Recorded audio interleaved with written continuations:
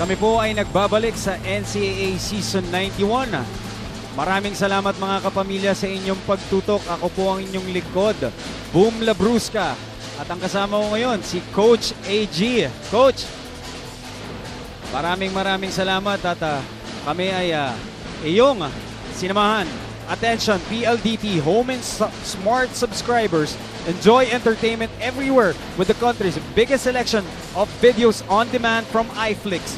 Visit iflix.com and start your complimentary 14-day trial. At lamang dito ngayon ang Mapua Cardinals kontra EAC Generals, 45-33. Lamang na sila dito ng 12, Coach AG.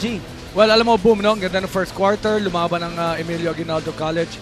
Pero pagdating nga ng second quarter, yung depensa, lalong-lalo na yung pressing defense ng Mapua, it really worked wonders for them.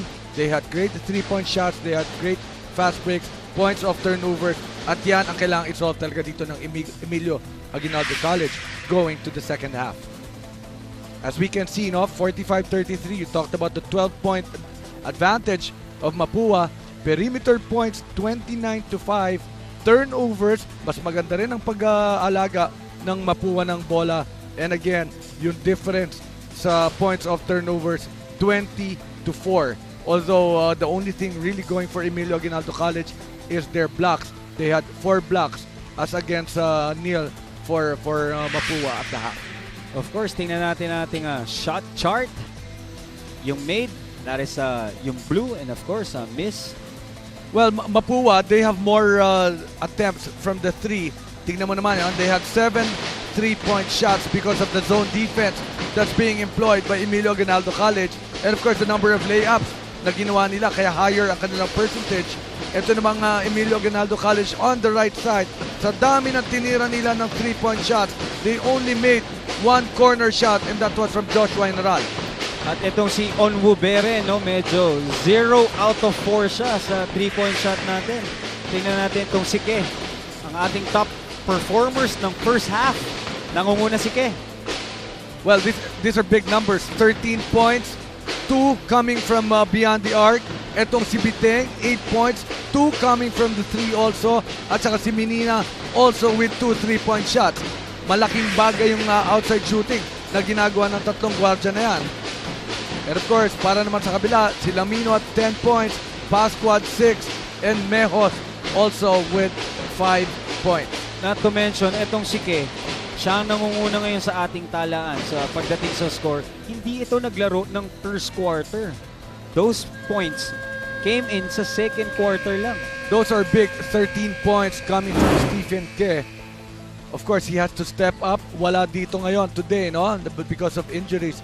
Etong si Mark Branya at si Andretti Stevens. So, mamaya-maya, titignan natin kung matutuloy ba ng Mapua ang kanilang outside shooting, and what kind of defense will be employed by Emilio Aguinaldo College, lalong-lalo na dahil mainit nga ang outside shooting ng Mapua po. Iba-ibang lahi ang nakikita natin sa ating screens kanina, no? Of course, may nakita tayong fortune cookie. Sinabi ng ating kapamilya, medyo slow start daw ang Mapua Cardinals ngayon. Pero tingnan mo naman, 45 na ang Mapua Cardinals. Start pa lang tayo ng third quarter. Tingnan natin kung anong gagawin dito ng Mapua Cardinals. Kung mainit pa rin ba sila sa labas, ganun pa rin ba ang gagawin nila. At tingnan natin kung anong adjustments ang ginawa dito ni Coach Andy De Guzman sa pag-umpisa ng ating third quarter. Monsayak with the ball, binibigyan ng pick ng kanyang kakampi. Tingnan natin kung gagamitin ni Monsayak to. Pinasa kay General. Ayun na naman, Coach. The story of EAC Generals this season is turnovers. Well, Josan Imes was there to stop that 3-point shot of Joshua. Kaya na-force nga siyang matake, no, and losing the handle of the ball. Josan Imes nga medyo tahimik pa sa ating ball game. Tingnan natin kung mag-iinit to sa ating second half. Eto na naman si Ke. Mainit yan. Mainit pa rin. Porke na talaga, no? Porke. Why are they not closing out on this guy? That's going to be his third 3-point shot. Alam mo, Coach, simula nang nabanggit mong favorite mo tong si Ke, umiinit eh. Sinabi mo kanina, gusto ko tong si General. Naka 3 points din. Tignan ko pa kung sino pang babanggitin mo, baka sakaling uminit din dito. Eto na nga, banggitin mo si Josan Nimes kasi tahimik pa eh. Hindi, kanina hinahanapan natin ng puntos. Bigla na lang nakashoot eh, no? Yan. Eto na nga, sige. Inside pass. Pero matatawagan ng 3 seconds. Medyo tumagal siya sa paint, no? Well, you like the swarming defense of the red shirts, making sure that there are no inside points. Eto na nga yung nabanggit mo kanina, Coach. Wala sa bench, pero supporting pa rin. Injured players naman ng Mapua. Si Mark Branya at saka Andretti Ano ba kanina, Stevens. pagpasok ko kanina, parang nandun si Andretti Stevens, pero ngayon ko lang naiisip. Si Andre pala yun. Of course, yan ang kasama natin si Andre Felix, ang sinasabi ni Coach AG. Eto, nagpapakita ng full court pressure. Munsayak, namumuna. Tingnan natin kung makakatakas. Napakagandang palpal niyan. Good help side defense. Aguirre ensuring that there are no easy points for Francis Munsayak. Babalik-balikan natin yan. First, the initial pressure, then the help side defense. And the reaction of the crowd. Gustong-gusto ng mga crowd yan, of course. Sinasabayan pa. Oh! Lamino, gusto ulit makapalpal ng mga Mapua Cardinals. Wala si Raime. Yes. Talagang pwede nilang puntahan yan. Tingnan natin, Coach, kung yun nga ang gagawin ng Generals dito ngayong araw na to, no? Napuntahan ng puntahan itong si Lamino dahil itong si Olwell Oraime ay meron ng 3 foul sa ating ball game na to. Nangyari yan nung second quarter, kaya naman wala siya sa start ng third quarter. Onwubere, malamig pa rin sa araw na ito. Ganun na naman ang nangyari sa sequence natin na yun. Turnover na naman. This strong move of the game is brought to you by Smart. Live the smart life. Talking about turnovers, eto piling up na sa ball game na to, EAC. All season long, it's about turnovers. As we see another 3-point shot, hindi. Corner pass, inside pass. Mahina pa rin yan. Eto, kanila na sana ang bola, pero hindi na-recover nitong si Onwubere. Alam mo, yan talaga nagiging problema. No? Iniisip na nila mag-fast break but they were not yet in control of the ball. That could have been an open layup if they were able to handle the leather. Napakagandang spin move niyan, hindi nga lang na-convert. As we see another rebound by Lamino. Binibigyan pa ng pick, nagtatago itong si Munsayak. Diyan ka lang daw. Ano kaya ang gagawin ni Munsayak? Ayun na nga, inside pass to Lamino. Alam na yan. That's 4-5 assist na for Francis Munsayak. Giles with the ball. Corner pass. Giles, binalik kay Josan. Binalik sa gitna. Foul and 1. At nagtataka na naman ang naka-foul. Bakit daw? Napakagandang pull-up J. Spin move ni Aguirre yan, Coach. Yan, pwede natin balikan talaga yun, no? He was not squared up, Yes. tapos tinamahan. Pero alam niya kasi kung nasaan yung ring. So even on the follow-through, alam niya kung saan niya i-direct yung bola. And when you hear the whistle, you have nothing to do but take that shot. Kaya naman pinalitan muna at papasok ito si Estacio sa ating ball game. Lamang po dito ang Mapua, 50-37, 7:22 sa ating clock, game clock. Third quarter na po tayo at na-complete na ang 3-point play, Coach. And we have to remember in season 90, there was no game na nanalo ang Mapua against the Emilio Aguinaldo College. Boom, ha? That is big for the EAC Generals. Never nanalo to Mapua Cardinals, pero ngayon, lamang ang Mapua Cardinals dito kontra EAC. That's his 5th try sa 3-point, no? Wala pa rin na ipapasok yung si Onwubere, Coach AG. Tumatakbo dito ang Mapua Cardinals. Napakagandang recover nun. Lead pass to Francis Munsayak. Malakas yan. Hinahanap si Lamino.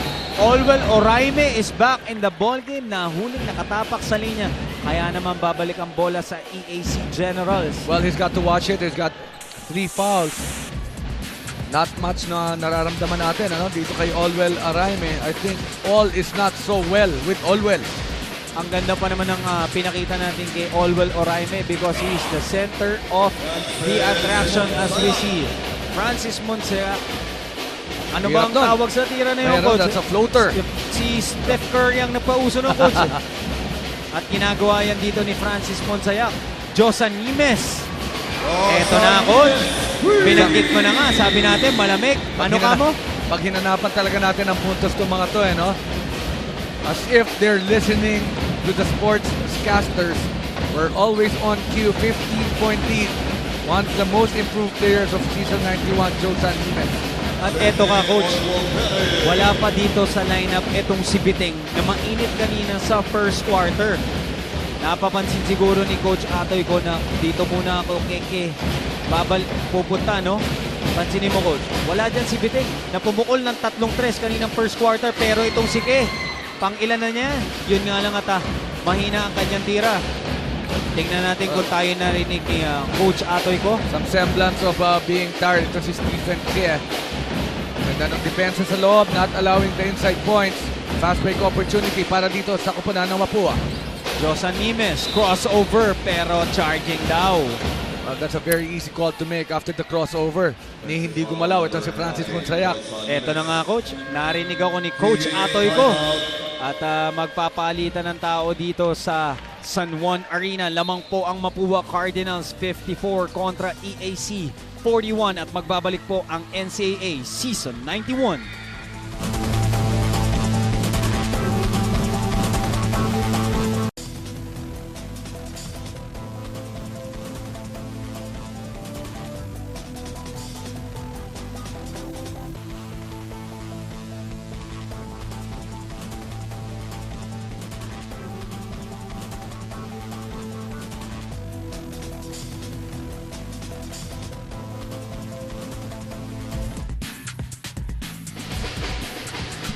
Nagbabalik po tayo sa San Juan Arena. We are live, mga kapamilya. Hatid yan sa inyo ng ABS-CBN Sports and Action. Lamang dito ang Mapua Cardinals 54 kontra EAC Generals 41. 5:27 remaining in the third quarter. Punta muna natin ating kasamang si Myrtle. Myrtle? Boom! Last season nga, naging intense ang labanan ng EAC at saka MIT. Ano kaya masasabi ng isa sa mga former players ng EAC na si John Tayongtong? John, ano masasabi mo sa game? Masasabi ko yung laro nila, wala namang pinagkaiba dun sa last year namin laro. Siguro yung kulang lang yung leadership na i-step up ni Francis Monsiak at ni Angel Robert. Ano pa kaya yung, aside from that, ano pa kaya pwede nilang gawin? Pili ko makakahabol ba sila? Stay aggressive lang tsaka focus, tas share the ball din. Dapat malimitahan nila yung turnovers nila, tas rebound. Anong message mo sa EAC community na nanonood? Sa EAC community, keep supporting AF Generals then suguday na rin. Thank you very much, John. Balik muna dyan sa iyo. Napakaganda ng sinabi niyan, coach, no? Kahit siya, napapansin niya, lessen the turnover. Kasi yun nga naman ang storya dito ng EAC Generals sa season natin, no? Sa NCAA na to. Well, it's very, very clear, no? Na kahit na yung mga graduates, alam nila where the weakness is. You know, I've been talking about this three-point shooting prowess being shown by Mapua. Hindi lang naman yung three-point shooting ang gusto ko i-point out. It's also the penetration, the extra passes, and the kick-outs. That is impressing me with this team, Mapua, right now. At magbabalik po ang NCAA Season 91.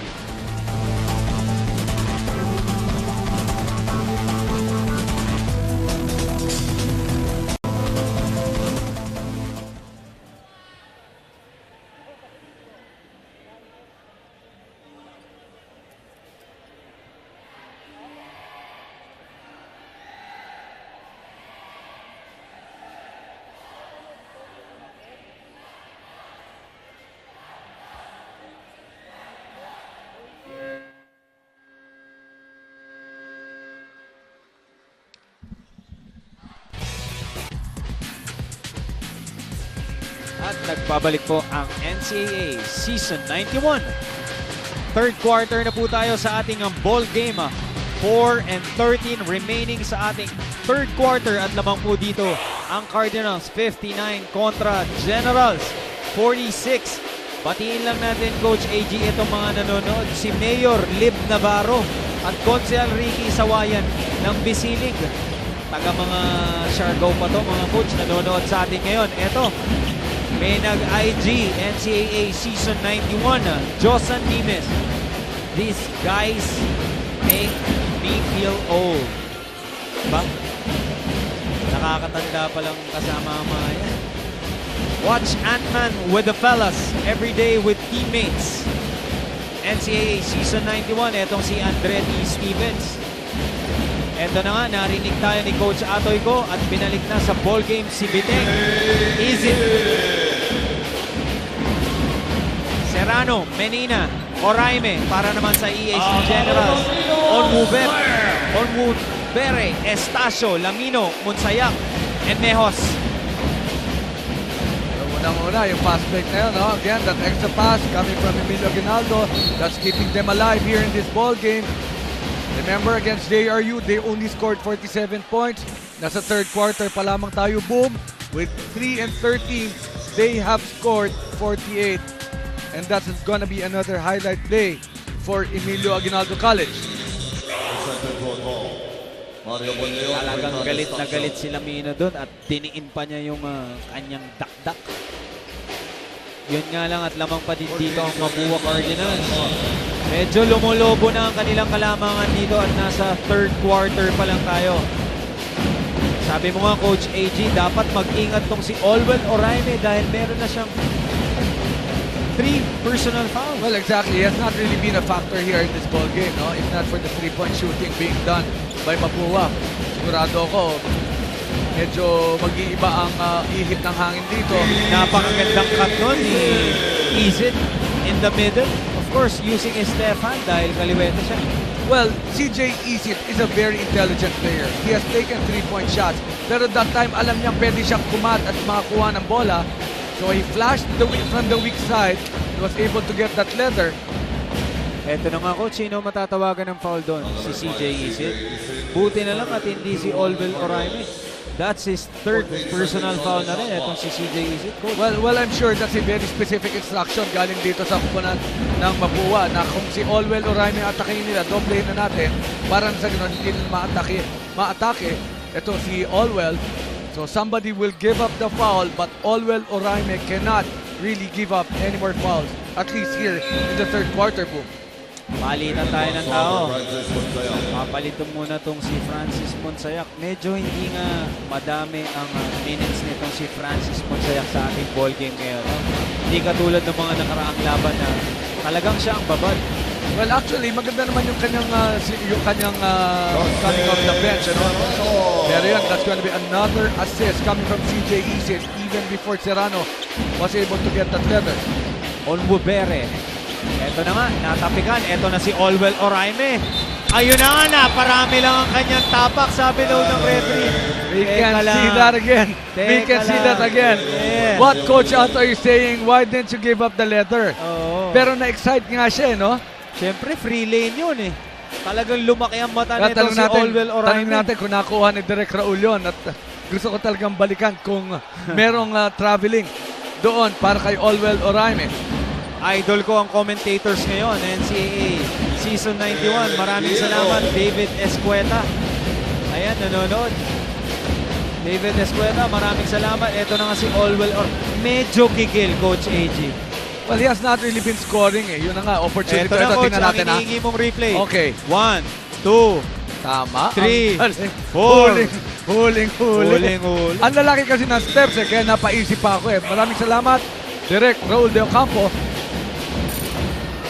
Eto na, naka-rebound na. Skying high for the rebound is Olwell Oraime. Lead pass, Mapua Cardinals. At nakapuntos na naman sila ng layup. Not just a perimeter shooter. Etong si Serrano also can finish the fast break. 17-point lead now. Etong Mapua, yung offensive juggernaut nila, actually, nararamdaman nila dito sa third quarter. Onwubere, nice fake. Hindi pa rin nakakapuntos dito si Onwubere. Coach AG, ito matapang na to-drive sa gitna kahit na doon si Olwell Oraime. Siyempre, alam niya yan.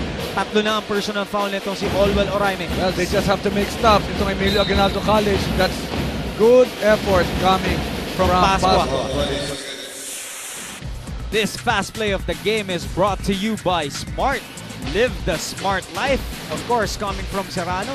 Napakagandang layup niyan. Biting, eto na. Mainit kanina yan. Mainit pa rin ngayon. Third quarter natin. Talagang umuulan ng press dito sa San Juan Arena. Something that you cannot do kay Ezekiel Biting, yung iwanan mo siya. Hindi nabibitin ang Biting, ang shooting niya si Biting. Nakipasok mo pa yun. Kaya naman lamang dito ang Cardinals 70. Generals 52 seconds remaining. The third quarter. Balik na po sa ating ball game. Ito si Francis Monsayak, 3-point shooting coach. 11 out of 20. Samantalang itong Generals, 2 out of 17. Alam mo, Boom, anything above 40% when it comes from the three-point area is fantastic.